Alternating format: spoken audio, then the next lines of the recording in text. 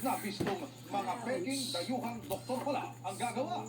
Parang anino sumusunod na nakaraan ko. Acusada premieres 2:30 on GMA.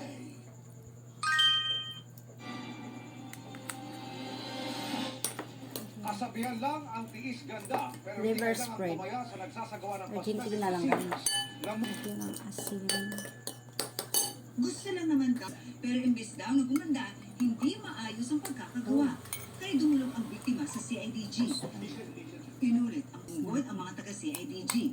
Huli sa entrapment Taon na sila pero but I'm sure matagal na nilang ginagawa ito dahil base dun sa mga receipts na nakukuha namin. 22,000 pesos lang daw sa kanila. Mag-iingat Tingnan na po tayo natin at ito. kung gusto man nating panatilihin o improve yung kaayusan natin, dapat po doon po tayo sa lehitimo na mga mas mura pero hindi natin tiyak. Papahiya sa ngayon. Para sa GMA Integrated News, Marisol Abduraman, nakatutok.